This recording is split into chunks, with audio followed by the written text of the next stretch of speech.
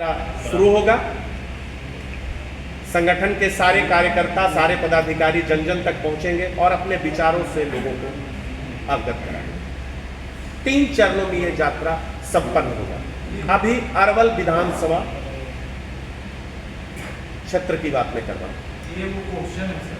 जी, धर्मनिरपेक्षता का मोटा और सामान्य तौर पे अर्थ है सारे धर्मों के साथ समभाव, सारे धर्मों के प्रति न्याय, सबके प्रति समभाव। हो क्या रहा है? धर्मनिरपेक्षता के आड़ में हिंदुओं को दोयम दर्जा दिया जा रहा है। तुष्टीकरण की राजनीति हो रही है। सेकंड क्लास सिटीजन अपने ही देश में हिंदू होकर रह गया है। देखिए, धर्मनिरपेक्षता के नाम पे हिंदुओं के साथ जो उत्पीड़न हो रहा है, समझिए धर्मनिरपेक्षता की बात करता राजनीतिक पार्टी की अवस्था उसी तरह से है जैसे कोई अज्ञानी किसी डाल पे बैठा हो और उसी डाल को काटता। जिस क्षण वो हिंदू समाज रूपी डाल कटेगा, वो धर्मनिरपेक्षता की बात वही समाप्त हो जाएगी। ये धर्मनिरपेक्षता बात को सत्य करे।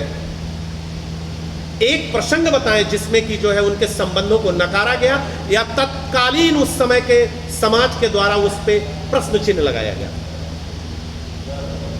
महात्मा विदुर, धृतराष्ट्र के समकक्ष लगा उनका सिंहासन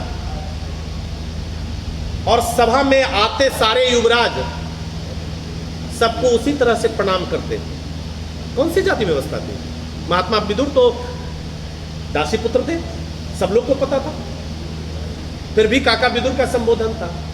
देखिए, ये जाति व्यवस्था जो हम लोग को नासूर की तरह खाया जा रहा है, बिल्कुल खोखला बनाया जा रहा है। ग्रामीण समाज के पूरे भारतवर्ष में एक ऐसा द्वंद्व चलाया जा रहा है। देखिए, मैं इन चीजों पे नहीं जाता।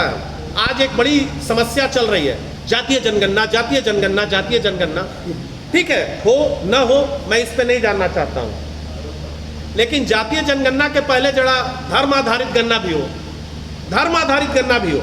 लोग जाने तो कि भारत की सबसे बड़ी भू संपदा, भारत की सबसे बड़ी भू संपदा 8 लाख एकड़ जमीन महज 14% आबादी के पास है। ऑन रिकॉर्ड है ये बात है। किस तरह की बराबरी की बात कर रहे हैं?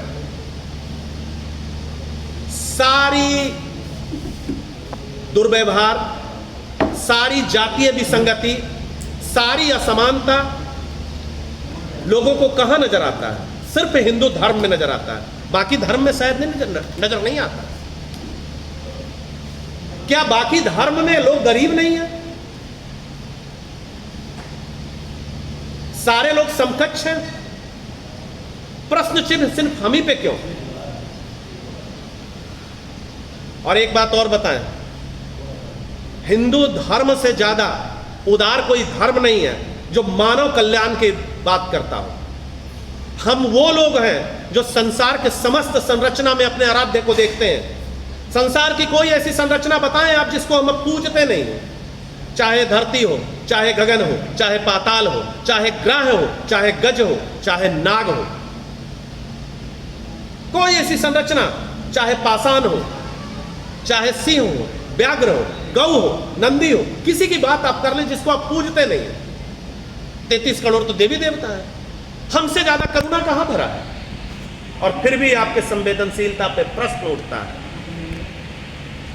तो भगवान बोले हैं, अति सर्वत्र वर्जित।